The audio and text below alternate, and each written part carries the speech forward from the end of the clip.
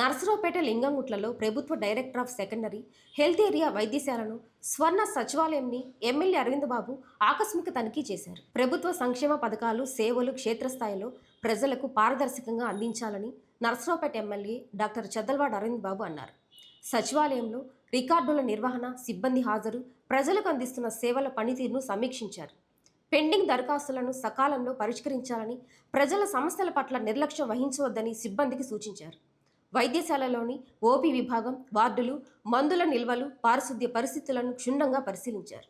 రోగులతో మాట్లాడి అందుతున్న వైద్య సేవలపై ఆరా తీశారు. వైద్య సిబ్బంది హాజరు రిజిస్టర్ను తనిఖీ చేశారు. సమయపాలన పాటించాలని, రోగులకు మెరుగైన సేవలు అందించాలని వైద్యాధికారులను ఆదేశించారు. పల్నాడు జిల్లా హెడ్ క్వార్టర్ నర్సరావుపేటలో జిల్లా హాస్పిటల్ రావడం జరిగింది. ఇక్కడ ఇవాళ శనివారం కాబట్టి ఓపీ కూడా దాదాపు 400 నుంచి 500 మంది ఓపీ చూపించుకోవడం జరిగింది. మరి డాక్టర్లందరూ కూడా సకాలంలో పనిచేస్తూ ఉన్నారు.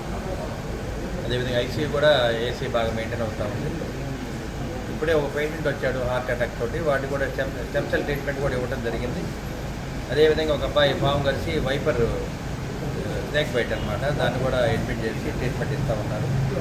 మందులకైతే ఏం కొరవ లేదు. అన్ని విధాల అన్ని రకాల మందులు కూడా మెడికల్ కానీ, సర్జికల్, థియేటర్ కానీ, ఆర్థోపెడిక్స్, ఇంప్లాంట్స్ కానీ ఇవన్నీ కూడా అవైలబిలిటీ ఉన్నాయి.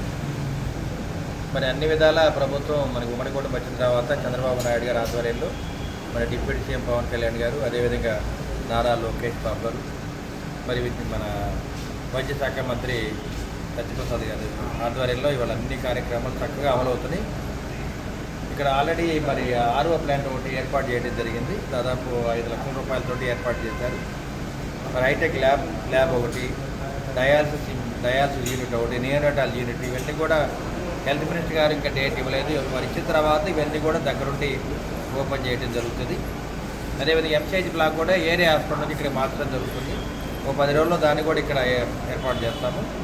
తర్వాత ఏరియా హాస్పిటల్ మొత్తం డిమాలిష్ చేసి మరి మోడర్న్ ఎంసీహెచ్ బ్లాక్ ఒకటి, సూపర్ స్పెషాలిటీ బ్లాక్ కూడా అక్కడే కన్స్ట్రక్ట్ చేద్దామని నాబార్డ్ నిధులతోటి మరి ప్రభుత్వం ఆలోచిస్తూ ఉంది. కాబట్టి మరి ఇక్కడ మరి పనిచేసే సూపరింటెండెంట్ గారికి, డిఎంహెచ్ఓ గారికి, నర్సింగ్ సూపరింటెండెంట్ గారికి అందరూ కూడా ధన్యవాదాలు తెలియజేస్తున్నాము.